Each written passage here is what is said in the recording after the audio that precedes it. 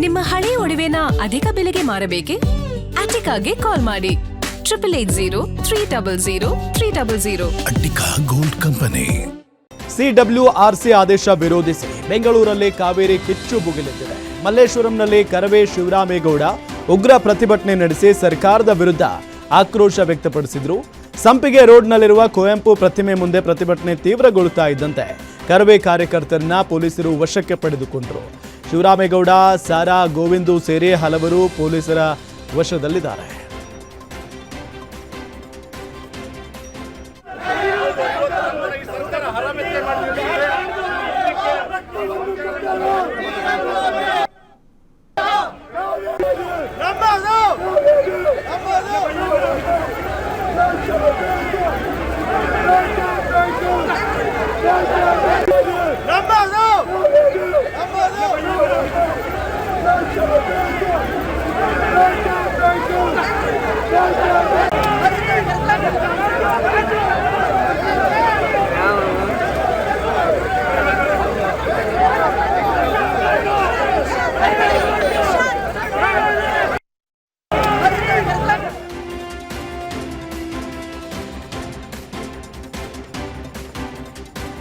CWRC ತೀರ್ಪು ರಾಜ್ಯಕ್ಕೆ ಮರಣ ಶಾಸನ ಇದ್ದಂತೆ ಯಾವುದೇ ಕಾರಣಕ್ಕೂ ತಮಿಳುನಾಡಿಗೆ ಸರ್ಕಾರ ನೀರು ಬಿಡಬಾರದು ಅಂತ ಗ್ಯಾರಂಟಿ ನ್ಯೂಸ್ಗೆ ಕರವೇ ರಾಜ್ಯಾಧ್ಯಕ್ಷ ಪ್ರವೀಣ್ ಶೆಟ್ಟಿ ಹೇಳಿಕೆ ನೀಡಿದರು.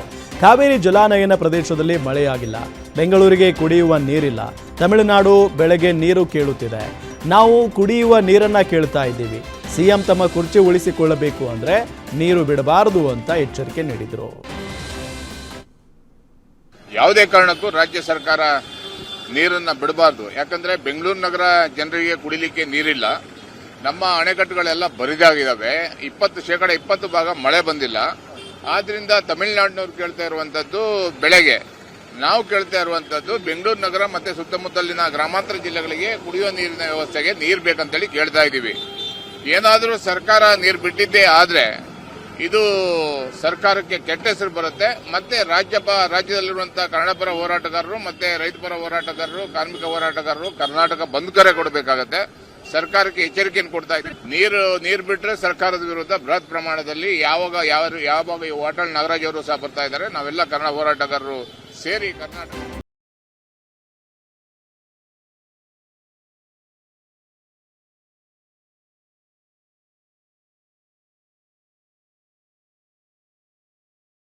ಕಾಲ ಹರಿಸುವಂತೆ ನೀಡಿರುವ ಆದೇಶವು ಕರ್ನಾಟಕದಲ್ಲಿ ತೀವ್ರ ಆಕ್ರೋಶಕ್ಕೆ ಕಾರಣವಾಗಿದೆ.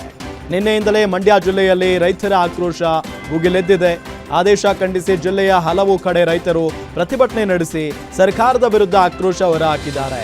ಸರ್ಕಾರದ ನಿರ್ಧಾರ ನೋಡಿಕೊಂಡು ಪ್ರತಿಭಟನೆ ತೀವ್ರಗೊಳಿಸಲು ಹೋರಾಟಗಾರರು ಮತ್ತು ಸಂಘಟನೆಗಳು ಚಿಂತನೆ ನಡೆಸಿವೆ.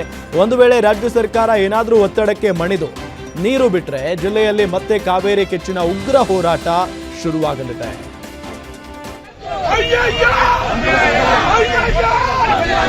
ಮಾಡಪ್ಪ 2004ರಲ್ಲಿ ಏನು ಪರಿಣಾಮ ಇತ್ತು? ನಮ್ಮದು ಕಾವೇರಿ, ನಮ್ಮದು ಕಾವೇರಿ, ನಮ್ಮದು ಕಾವೇರಿ, ನಮ್ಮದು ನೀರನ್ನು ಹರಿಸಿ ಒಳಸಂಚು ಮಾಡುತ್ತಿರುವ ರಾಜ್ಯ ಸರ್ಕಾರಕ್ಕೆ ಧಿಕ್ಕಾರ, ಹೋರಾಟಕ್ಕೆ ಜಯವಾಗಲಿ, ಜಯವಾಗಲಿ. ಜಿಲ್ಲಾ ಘಟಕದ ನೇತೃತ್ವದ ಹೋರಾಟಕ್ಕೆ ಜಯವಾಗಲಿ, ಜಯವಾಗಲಿ.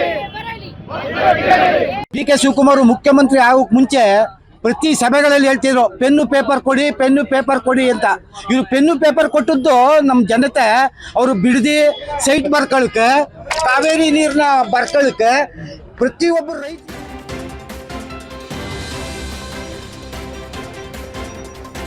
ತಮಿಳುನಾಡಿಗೆ ಕಾವೇರಿ ನೀರು ಬಿಡುವ ಆದೇಶಕ್ಕೆ ರಾಜ್ಯದಲ್ಲಿ ಆಕ್ರೋಶ ಭುಗಿಲೆದ್ದಿದೆ. ಜುಲೈ 31ರಂದು ಮಂಡ್ಯದಲ್ಲಿ ಬೃಹತ್ ಹೋರಾಟಕ್ಕೆ ಬಿಜೆಪಿ ಕರೆ ನೀಡಲಾಗಿದೆ ಅಂತ ರಾಜ್ಯ ಬಿಜೆಪಿ ಅಧ್ಯಕ್ಷ BY ವಿಜಯೇಂದ್ರ ಹೇಳಿಕೆ ನೀಡಿದ್ರು. ಈ ಹೋರಾಟದ ಸ್ವರೂಪವನ್ನ ನಾಯಕರು ಕುಳಿತು ತೀರ್ಮಾನಿಸಲಿದ್ದೇವೆ. ಕಾವೇರಿ ಕೊಳ್ಳದ ರೈತರ ಪರವಾಗಿ ನಾವು ಹೋರಾಟ ಮಾಡ್ತಿದ್ದೇವೆ ಅಂತ ಶಿವಮೊಗ್ಗದಲ್ಲಿ ರಾಜ್ಯ ಬಿಜೆಪಿ ಅಧ್ಯಕ್ಷ BY ವಿಜಯೇಂದ್ರ ಹೇಳಿಕೆ ನೀಡಿದ್ದಾರೆ. ತಮಿಳುನಾಡಿನ ಮುಖ್ಯಮಂತ್ರಿಗಳಿಗೆ ಖುಷಿ ಪಡಿಸಬೇಕು ಅಂತ ಹೇಳಿ ನಮ್ಮ ರಾಜ್ಯದ ರೈತರಿಗೆ, ಕಾವೇರಿ ಕೊಳ್ಳದ ರೈತರಿಗೆ ಅನ್ಯಾಯ ಮಾಡಿ ರಾತ್ರೋರಾತ್ರಿ ನೀರು ಬಿಡುವಂಥ ಕೆಲಸ ಮಾಡಿದ್ರಲ್ಲ ಮಾನ್ಯ ಮುಖ್ಯಮಂತ್ರಿಗಳೇ. ತಮಗೆ ಗೊತ್ತಿರಲಿಲ್ವಾ?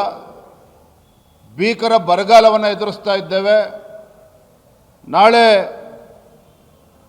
CWRCಯಿಂದ ಮುಂದೆ ಇಂಥ ತೀರ್ಮಾನ ಬರ್ಬೋದು ಅಂತಕ್ಕಂಥ ಊಹೆ ತಮಗಿರಲಿಲ್ವಾ? ಯಾಕಿಂತ ಕಪಟ ನಾಟಕವನ್ನು ಆಡ್ತಾ ಇದ್ದೀರಿ? ಇವತ್ತು ಕಾವೇರಿ KRS ಜಲಾಶಯದಲ್ಲಿ 17.39 TMC ಅಷ್ಟು ನೀರು ಸ್ಟೋರೇಜ್ ಇದೆ. ಅದರಲ್ಲಿ 5 TMC ಅಷ್ಟು ಡೆಡ್ ಸ್ಟೋರೇಜ್. ಇನ್ನು ಬಾಕಿ ಉಳಿದಿರ್ತಕ್ಕಂಥದ್ದು 13-14 TMC ಮಾತ್ರ.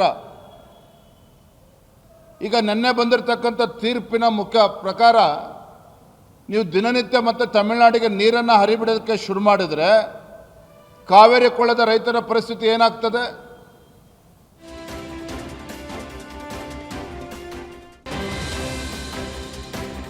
ಸಿಎಂ ಡಿಕೆ ಶಿವಕುಮಾರ್ ಏಕಪಕ್ಷೀಯ ತೀರ್ಮಾನದಿಂದ ಕಾವೇರಿ ಕೊಳ್ಳದ ರೈತರಿಗೆ ಬರೆ ಬಿದ್ದಿದೆ ಅಂತ ಶಿವಮೊಗ್ಗದಲ್ಲಿ ರಾಜ್ಯ ಬಿಜೆಪಿ ಅಧ್ಯಕ್ಷ ಬಿವೈ ವಿಜೇಂದ್ರ ವಾಗ್ದಾಳಿ ನಡೆಸಿದ್ರು. ಆತ್ಮಸ್ಥೈರ್ಯ ತುಂಬಬೇಕಾದ ಸಿಎಂ ಕುಗ್ಗಿಸುವ ಕೆಲಸ ಮಾಡ್ತಾ ಇದ್ದಾರೆ. ಮುಖ್ಯಮಂತ್ರಿಗಳೇ ಯಾಕೆ ಇಂತಹ ಕಪಟ ನಾಟಕ ಮಾಡ್ತಿದ್ದೀರಾ? ಇರುವ 13 TMC ನೀರು ಬಿಟ್ರೆ ನಮ್ಮ ರೈತರ ಪರಿಸ್ಥಿತಿ ಏನಾಗಬೇಕು?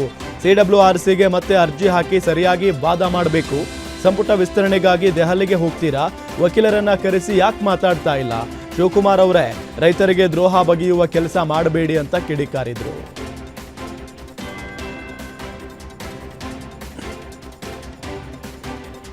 ಸಂಕಷ್ಟ ಇದ್ದಾಗ ಸಂಕಷ್ಟ ಸೂತ್ರ ಬರುತ್ತೆ. ನಮ್ಮ ಲಭ್ಯತೆ ನೋಡಿಕೊಂಡು ತಮಿಳುನಾಡಿಗೆ ನೀರು ಬಿಡುತ್ತೇವೆ ಅಂತ ಬೆಂಗಳೂರಿನಲ್ಲಿ MB ಪಾಟೀಲ್ ಹೇಳಿಕೆ ನೀಡಿದ್ದಾರೆ. ಈ ಬಗ್ಗೆ ಸಿಎಂ ಮತ್ತು ಜಲಸಂಪನ್ಮೂಲ ಸಚಿವರು ನಿರ್ಧಾರ ಮಾಡ್ತಾರೆ. ಕಮಿಷನ್ಗಳು ಯಾವಾಗಲೂ ನದಿ ಪಾತ್ರದ ಕೆಳಗಿನ ಪರವಾಗಿ ಇರುತ್ತವೆ. ನಮ್ಮಲ್ಲಿ ನೀರಿದ್ರೆ ತಾನೇ ತಮಿಳುನಾಡಿಗೆ ಬಿಡೋದು ಅಂತ ಹೇಳಿದರು.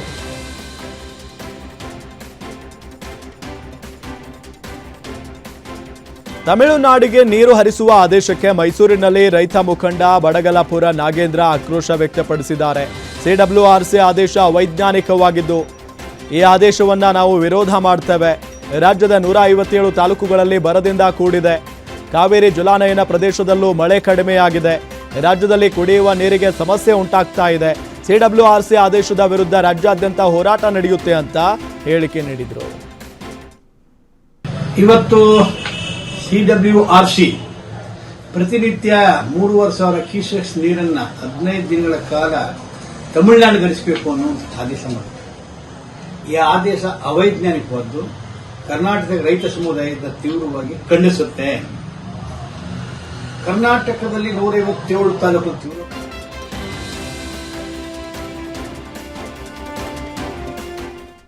CWRC ಆದೇಶಕ್ಕೂ ಮುನ್ನವೇ ತಮಿಳುನಾಡಿಗೆ ರಾಜ್ಯ ಸರ್ಕಾರ ನೀರು ಹರಿಸಿತಾ ಅಂತ ಅನುಮಾನ ಶುರುವಾಗಿದೆ. ನಿನ್ನೆಯಿಂದಲೇ ಕಾವೇರಿ ನದಿ ನೀರಿನ ಮಟ್ಟದಲ್ಲಿ ಏರಿಕೆಯಾಗಿದೆ. ನೀರಿಲ್ಲದೆ ಬಣಗುಡುತ್ತಾ ಇದ್ದ ಗಗನಚುಕ್ಕಿ ಜಲಪಾತದಲ್ಲಿ ಇದೀಗ ಜಲಧಾರೆ ಹರಿಯುತ್ತಿದೆ. ತಮಿಳುನಾಡು ಸಿಎಂ ರಾಜ್ಯಕ್ಕೆ ಆಗಮನಕ್ಕೂ ಮುನ್ನವೇ ನೀರು ಹರಿಸಿ ಓಲೈಕೆಗೆ ಸರ್ಕಾರ ಮುಂದಾಯ್ತಾ? ಯಾವುದೇ ಕಾರಣಕ್ಕೂ ನೀರು ಬಿಡುವುದಿಲ್ಲ ಎನ್ನುತ್ತಲೇ ನೀರು ಬಿಟ್ಟು ಧಾರಾಳತನ ಮೆರೆದಿದೆ.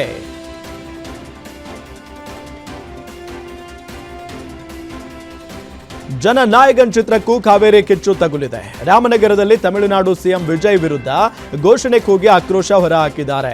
ಬೆಂಗಳೂರು ದಕ್ಷಿಣ ಜಿಲ್ಲೆಯ ಚನ್ನಪಟ್ಟಣ ತಾಲೂಕಿನ ಶಿವಾನಂದ ಚಿತ್ರಮಂದಿರಕ್ಕೆ ಕನ್ನಡ ಪರ ಹೋರಾಟಗಾರರು ಲಗ್ಗೆ ಇಟ್ಟು ಕಿಡಿಕಾರಿದ್ದಾರೆ. ಕಸ್ತೂರಿ ಕರ್ನಾಟಕ ಜನಪರ ವೇದಿಕೆಯ ಕಾರ್ಯಕರ್ತರು ನಾಳೆಯಿಂದ ಚಿತ್ರ ಪ್ರದರ್ಶನ ನಿಲ್ಲಬೇಕು, ಎಲ್ಲಾ ಬ್ಯಾನರ್ ಅನ್ನ ತೆಗೆಯಬೇಕು ಅಂತ ಎಚ್ಚರಿಕೆ ನೀಡಿದರು.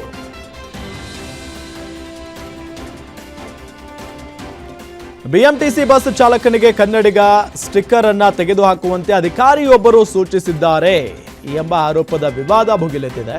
BMTC ಬಸ್ ಗ್ಲಾಸ್ ಮೇಲಿದ್ದ ಕನ್ನಡಿಗ ಪದ ಸ್ಟಿಕ್ಕರ್ ತೆಗೆಸಿ ಡಿಪೋ ಮ್ಯಾನೇಜರ್ ಉದ್ದಟತನ ಮೆರೆದಿದ್ದಾರೆ. ಸ್ಟಿಕ್ಕರ್ ತೆಗೆಯದಿದ್ರೆ ಬಸ್ ಡಿಪೋದಿಂದ ಹೋಗದಂತೆ ಸೂಚಿಸಿದ್ರಂತೆ. ಕನ್ನಡಿಗ ಸ್ಟಿಕ್ಕರ್ ತೆಗಿತಾ ಇರುವ ವಿಡಿಯೋ ಸಾಮಾಜಿಕ ಜಾಲತಾಣದಲ್ಲಿ ವೈರಲ್ ಆಗಿದ್ದು, ಕರ್ನಾಟಕದಲ್ಲೇ ಕನ್ನಡಿಗ ಎಂಬ ಪದ ಹಾಕೋದ್ರಲ್ಲಿ ತಪ್ಪೇನು ಅಂತ ಜನ ಆಕ್ರೋಶ ವ್ಯಕ್ತಪಡಿಸಿದ್ದಾರೆ.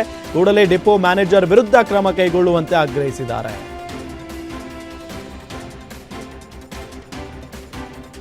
ಮಳೆ ಇಲ್ಲದೆ ಚಿತ್ರದುರ್ಗ ಜಿಲ್ಲೆಯನ್ನ ಭೀಕರ ಬರ ಆವರಿಸಿದ್ದು, ವಿಪಕ್ಷ ನಾಯಕ ಆರ್ ಅಶೋಕ್ ನೇತೃತ್ವದಲ್ಲಿ ಬೆಳೆ ವೀಕ್ಷಣೆ ನಡೆಸಿದ್ರು.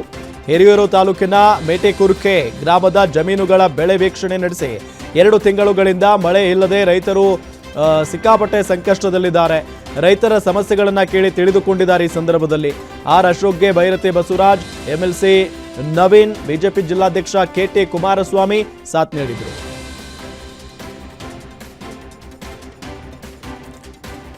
ಕೆಪಿಎಸ್ಸಿಯಲ್ಲಿ ಮತ್ತೊಂದು ಅಕ್ರಮ ವಾಸನೆ ಕೇಳಿ ಬರ್ತಾ ಇದೆ. ಕೆಪಿಎಸ್ಸಿ ನಡೆಸಿರುವ PDO ಪರೀಕ್ಷೆಯಲ್ಲಿ ಅಕ್ರಮ ನಡೆದಿರುವ ಆರೋಪ ಕೇಳಿ ಬಂದಿದೆ. 2024ರಲ್ಲಿ ನಡೆದಿರುವ PDO ಪರೀಕ್ಷೆಯಲ್ಲಿ ಅಕ್ರಮ ಎಸಗಿದ್ದಾರೆ ಅಂತ ಆರೋಪ ಮಾಡಲಾಗಿದೆ. 2024ರ ಅಕ್ಟೋಬರ್ನಲ್ಲಿ ಗ್ರಾಮ ಲೆಕ್ಕಾಧಿಕಾರಿ ನೇಮಕಾತಿ ಪರೀಕ್ಷೆ ನಡೆದಿತ್ತು. ಆ ಪರೀಕ್ಷೆಯಲ್ಲಿ 52 ಅಭ್ಯರ್ಥಿಗಳು 200 ಮಾರ್ಕ್ಸ್ಗೆ 5ರಿಂದ 10 ಅಂಕ ಪಡೆದಿದ್ರು. ಆದರೆ ಇದೇ 52 ಅಭ್ಯರ್ಥಿಗಳು PDO ಹುದ್ದೆಗೆ ನೇಮಕಗೊಂಡಿದ್ದಾರೆ. ಈಗ ಈ ಹಿಂದೆ ಕೆಪಿಎಸ್ಸಿ ನಡೆಸಿರುವ ಎಲ್ಲಾ ಪರೀಕ್ಷೆಗಳು ತನಿಖೆಗೆ ಪರೀಕ್ಷಾರ್ಥಿಗಳು ಆಗ್ರಹಿಸಿದ್ದಾರೆ. 2024ನೇ ಸಾಲಿನಲ್ಲಿ ಕೆಇಡಿಯಿಂದ ವಿಲೇಜ್ ಅಕೌಂಟೆಂಟ್ ನೋಟಿಫಿಕೇಶನ್ ಆಗುತ್ತೆ, ಕೆಪಿಎಸ್ಸಿ ಇಂದ PDO ನೋಟಿಫಿಕೇಶನ್ ಆಗುತ್ತೆ. ವಿಲೇಜ್ ಅಕೌಂಟೆಂಟ್ ಎಕ್ಸಾಮ್ ಅಕ್ಟೋಬರ್ 27, 2024 ನಡೆದರೆ PDO ಪರೀಕ್ಷೆಗಳು ಡಿಸೆಂಬರ್ 8, 2024 ನಡೆಯುತ್ತೆ. ವಿಲೇಜ್ ಅಕೌಂಟೆಂಟ್ ಅಲ್ಲಿ ಬರೆದಂತ ಅಭ್ಯರ್ಥಿಗಳು PDO ಅದೇ PDO ಎಕ್ಸಾಮ್ ಬರೀತಾರೆ. ವಿಲೇಜ್ ಅಕೌಂಟೆಂಟ್ ಅಲ್ಲಿ ಜಸ್ಟ್ 5-6 ಮಾರ್ಕ್ಸ್ ತಗೊಂಡವರು PDO ಪರೀಕ್ಷೆಯಲ್ಲಿ ರಾಜ್ಯಕ್ಕೆ 160-166 ಮಾರ್ಕ್ಸ್ ರಾಜ್ಯಕ್ಕೆ ಟಾಪರ್ ಬಂದಿದ್ದಾರೆ. ಈ ರೀತಿ 52 ಜನ ಇದ್ದಾರೆ. ಹೀಗಾಗಿ ನಮಗೆ ಪೂರ್ತಿ ಇದ್ರೂ ಇದು ಅಕ್ರಮದಿಂದ ಕೂಡಿದೆ. ಇದನ್ನ ತನಿಖೆ ಮಾಡಲೇಬೇಕಂತ ಕರ್ನಾಟಕ ರಾಜ್ಯ ರೈತ ಸಂಘದಿಂದ ಶಶಿಕಾಂತ್ ಗುರೂಜಿ ಅವರ ಅಧ್ಯಕ್ಷತೆಯಲ್ಲಿ ಸಿಎಂ ಅವ್ರನ್ನ ಭೇಟಿ ಮಾಡಿ ಎಲ್ಲ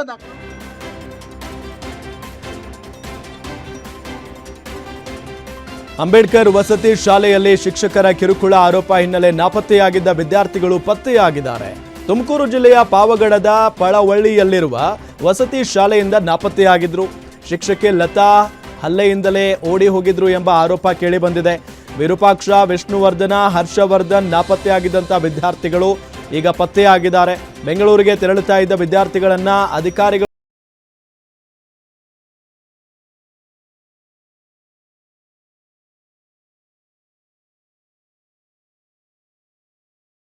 ತಡವಾಗಿ ಬಂದಿದ್ದಕ್ಕೆ ಸಿಟ್ಟಿಗೆದ್ದ ಪತಿರಾಯ 11 ತಿಂಗಳ ಮಗುವನ್ನೇ ಎತ್ತಿ ನೆಲಕ್ಕೆ ಬಡಿದಿದ್ದಾನೆ.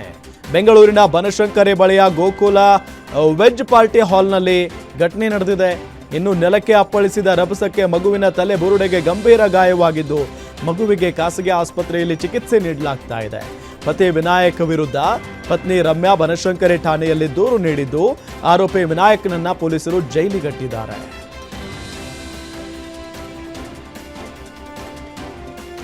ಮಹಿಳೆ ಜೊತೆ ಅಸಭ್ಯವಾಗಿ ವರ್ತಿಸಿದ್ದಾರೆ ಅಂತ ಆರೋಪಿಸಿ ಹೆಡ್ ಕಾನ್ಸ್ಟೇಬಲ್ಗೆ ಹಿಗ್ಗಾಮುಗ್ಗ ಥಳಿಸಿದ್ದ ಘಟನೆ ಬೆಂಗಳೂರಿನ ಗಂಗಮ್ಮನಗುಡಿ ಸರ್ಕಲ್ ಬಳಿ ನಡೆದಿದೆ. ಸಂಜಯ್ ನಗರ ಠಾಣೆಯ ಹೆಡ್ ಕಾನ್ಸ್ಟೇಬಲ್ ಮಂಜುನಾಥ್ ಅವರ ಮೇಲೆ ಹಲ್ಲೆ ನಡೆದಿದೆ. ಜಾಲಹಳ್ಳಿಗೆ ತೆರಳಲು ಅವರು ಬಸ್ ಹತ್ತಿದ್ರು. ಬಸ್ನಲ್ಲಿ ಮಹಿಳೆಯೊಬ್ಬರ ಜೊತೆ ಅಸಭ್ಯವಾಗಿ ವರ್ತಿಸಿದ್ದಾರೆ ಅಂತ ಮಾತಿಗೆ ಮಾತು ಬೆಳೆದು ದೊಡ್ಡ ಗಲಾಟೆ ಆಗಿದೆ. ಮಹಿಳೆ ಸಂಬಂಧಿಕರಿಗೆ ಕರೆ ಮಾಡಿ ಗಂಗಮ್ಮನಗುಡಿ ಸರ್ಕಲ್ ಬಳಿಗೆ ಕರೆಸಿಕೊಂಡಿದ್ದಳು. ಬಸ್ ಅಲ್ಲಿಗೆ ಬರ್ತಾ ಇದ್ದಂತೆ ಯುವಕರ ಗುಂಪು ಹಲ್ಲೆ ನಡೆಸಿದೆ. ಗಾಯಗೊಂಡಿರುವ ಪೇದೆ ಮಂಜುನಾಥ್ ಖಾಸಗಿ ಆಸ್ಪತ್ರೆಯಲ್ಲಿ ಚಿಕಿತ್ಸೆ ನೀಡಲಾಗ್ತಾ ಇದೆ. ಮಹಿಳೆ ಹಾಗೂ ಪೊಲೀಸ್ ಪೇದೆಯ ಇಬ್ಬರು ದೂರು ಪ್ರತಿದೂರು ಸಲ್ಲಿಸಿದ್ದಾರೆ.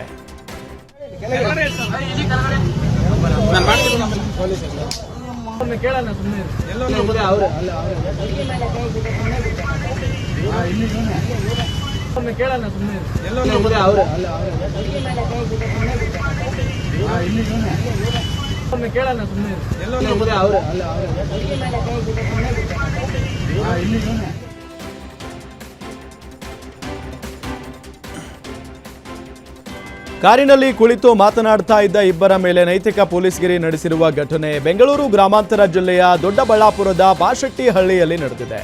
ಇಲ್ಲಿ ಯಾಕೆ ಕುಳಿತಿದ್ದೀರಿ ಅಂತ ಗಲಾಟೆ ಮಾಡಿದ ಪುಂಡರು ಮಾರಕಾಸ್ತ್ರಗಳಿಂದ ಯುವಕನ ಮೇಲೆ ಮನಸೋ ಇಚ್ಛೆ ಹಲ್ಲೆ ನಡೆಸಿದ್ದಾರೆ.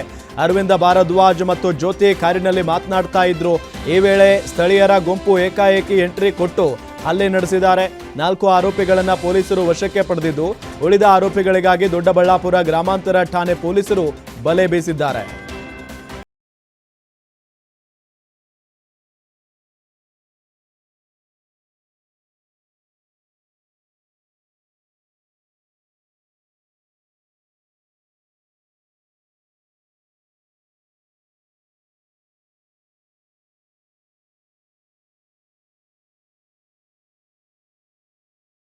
ಕಳಿಸ್ತಾ ಇದ್ದ ಈತ ಭಿಕ್ಷೆ ಬೇಡುವ ಸೋಗಿನಲ್ಲಿ ಮೊಬೈಲ್ ಫೋನ್ಗಳನ್ನ ಕದೀತಾ ಇದ್ದ.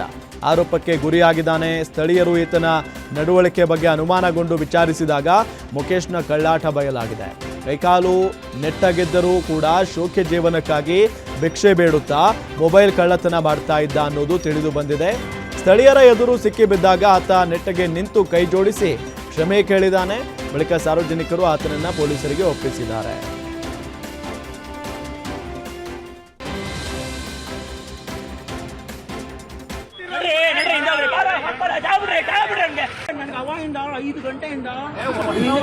ನಿಂತಿರೋದೇನು ತೆಗಿತೀನಿ.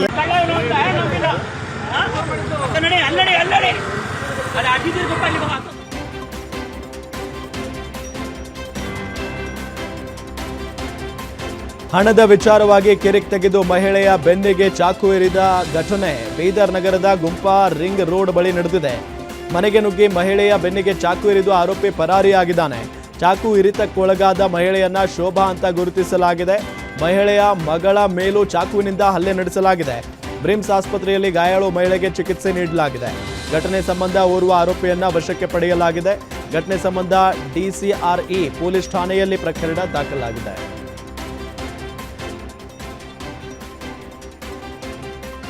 ಬೆಂಗಳೂರು ಹೊರವಲಯದಲ್ಲೂ ಮನಿ ಡಬ್ಲಿಂಗ್ ದಂಧೆ ಪ್ರಕರಣಗಳು ಹೆಚ್ಚಾಗಿ ನಡೀತಾ ಇವೆ. ಕಡಿಮೆ ಇನ್ವೆಸ್ಟ್ಮೆಂಟ್ ಮೋರ್ ಪ್ರಾಫಿಟ್ ಅಂತ ಜನರಿಗೆ ಪಂಗನಾಮ ಹಾಕ್ತಾ ಇದ್ದಾರೆ.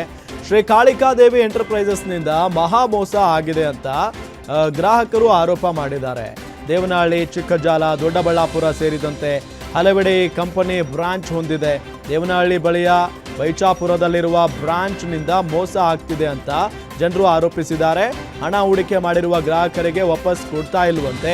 1,10,000 ಡೆಪಾಸಿಟ್ ಮಾಡಿ 5 ತಿಂಗಳಂತೆ ಪ್ರತಿ ತಿಂಗಳು 23,250 ರೂಪಾಯಿ ಕೊಡುವಂತೆ ಆಮಿಷ ಒಡ್ಡಿ ಜನರಿಗೆ ಮೋಸ ಮಾಡ್ತಾ ಇದ್ದಾರೆ.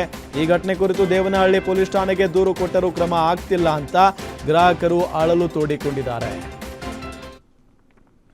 1,20,000 ಅಮೌಂಟ್ ಡೆಪಾಸಿಟ್ ಮಾಡಿದೀನಿ. ಇದುವರೆಗೂ ಅಮೌಂಟ್ ಕೇಳ್ತಾ ಇದೀನಿ, ಅಮೌಂಟ್ ರಿಟರ್ನ್ ಮಾಡ್ತಾ ಇಲ್ಲ. 1 ತಿಂಗಳು ವೇಟ್ ಮಾಡಿ ಕೊಡ್ತೀನಿ ಅಂತ ಹೇಳ್ತಾವ್ರೆ. 30ನೇ ತಾರೀಕಿಂದ ನಾನು ಅಮೌಂಟ್ ಕೇಳ್ತಾ ಇದೀನಿ, ಅಮೌಂಟ್ ಕೊಟ್ಟಿಲ್ಲ. ಸರ್ ಏನ್ ಈ company first of all amount deposit ಮಾಡಿ ಫಸ್ಟ್ ತಿಂಗಳ ಅಮೌಂಟ್ ಕೊಡ್ತೀವಿ ಅಂತ ಡೆಪಾಸಿಟ್ ಮಾಡಿಸ್ಕೊಂಡವ್ರೆ. ಅವ್ರು ಪ್ರತಿ ತಿಂಗಳು ಯಾವ ತಿಂಗಳು ಡೆಪಾಸಿಟ್ ನಮ್ಗೆ ಕರೆಕ್ಟ್ ಆಗಿ ಮಾಡಿಲ್ಲ. ಸ್ಯಾಲ್ರಿಗೂ ಅಕೌಂಟ್ ಕರೆಕ್ಟ್ ಆಗಿ ಕಟ್ಟಿಲ್ಲ ಅವರು. ನಾವು ಕರೆಕ್ಟ್ ಆಗಿ ಪ್ಯಾಕಿಂಗ್ ಏನಾಯ್ತು ಕರೆಕ್ಟ್ ಆಗಿ ಮಾಡ್ಕೊಟ್ಟಿದ್ವಿ. ಅವ್ರು ಇದುವರೆಗೂ ನಮ್ಗೆ ಸ್ಯಾಲ್ರಿನೂ ಕರೆಕ್ಟ್ ಆಗಿ ಹಾಕಿಲ್ಲ. ಇವತ್ತು ಹಾಕ್ತಿವಿ, ನಾಳೆ ಹಾಕ್ತಿವಿ, ಇವತ್ತು ಹಾಕ್ತಿವಿ ಅಂತ ಇದನ್ನೇ ಹೇಳ್ತಾವ್ರೆ. ಹೌದು, ಅಂಜಲಿ ವಿನಿತಾ ಅಂತ ಹೇಳ್ಬಿಟ್ಟು. ಏನ್ ಪ್ಯಾಕೇಜ್ ಆಗ್ತಿತ್ತು ಸರ್? ಅಗರಬತ್ತಿ ಮತ್ತೆ ಇದು ಸಾಂಬ್ರಾನ್ ಕಡ್ಡಿ, ಇನ್ನ ಏನೇನೋ ಆಗ್ತಿದ್ರು ಸರ್. ಎಲ್ಲ ಆಗ್ತಿದ್ರು.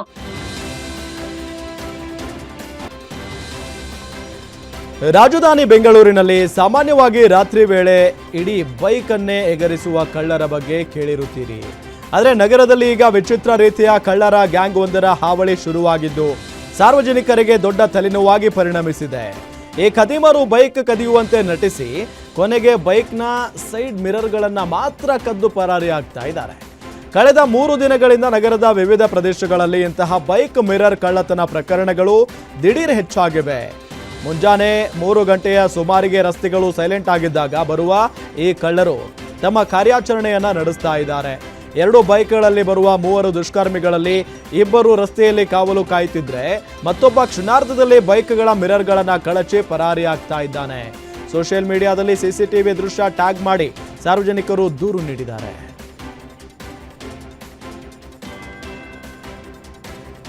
ತೆರೆದ ಬಾವಿಯಲ್ಲಿ ಈಜಲು ಹೋಗಿ ವಿದ್ಯಾರ್ಥಿ ಮೃತಪಟ್ಟಿರುವ ಘಟನೆ ಮಂಡ್ಯ ಜಿಲ್ಲೆಯ ನಾಗಮಂಗಲ ತಾಲೂಕಿನ ತೊಳಲಿ ಗ್ರಾಮದಲ್ಲಿ ಘಟನೆ ನಡೆದಿದೆ. ಕಾಚಿನಹಳ್ಳಿ ಗ್ರಾಮದ ಗೌತಮ್ ಮೃತ ದುರ್ದೈವಿ ಅಂತ ಗುರುತಿಸಲಾಗಿದೆ.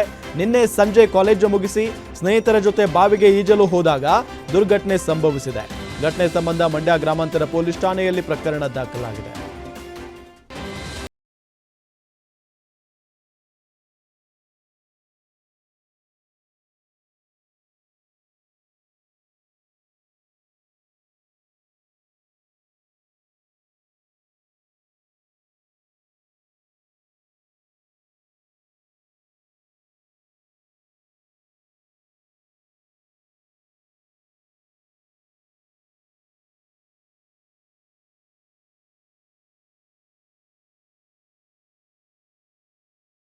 ಘಟನೆ ದಾವಣಗೆರೆ ಜಿಲ್ಲೆಯ ಹೊನ್ನಾಳಿ ತಾಲೂಕಿನ ಹನುಮನಹಳ್ಳಿ ಗ್ರಾಮದಲ್ಲಿ ನಡೆದಿದೆ. ಖಾಸಗಿ ಆಸ್ಪತ್ರೆ ವೈದ್ಯರ ಎಡವಟ್ಟಿಗೆ ಮಗು ಸಾವನ್ನಪ್ಪಿದೆ ಅಂತ ಪೋಷಕರು ಆರೋಪ ಮಾಡಿದ್ದಾರೆ. ಅವಧಿ ಮುಗಿದ ಔಷಧಿ ನೀಡಿದ್ರಿಂದ ಮಗು ಸಾವು ಅಂತ ಕುಟುಂಬಸ್ಥರು ಆರೋಪ ಮಾಡಿದ್ದಾರೆ.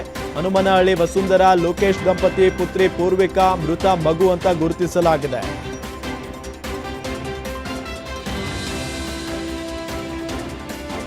ನಕಲಿ ಗನ್ ಹಿಡಿದು ಬೆದರಿಸಿ ಕೊಲೆಗೆ ಯತ್ನ ನಡೆದಿರುವ ಘಟನೆ ಕಲಬುರಗಿ ನಗರದ ಬೀರಲಿಂಗೇಶ್ವರ ಬಾರ್ ಮತ್ತು ರೆಸ್ಟೋರೆಂಟ್ನಲ್ಲಿ ನಡೆದಿದೆ.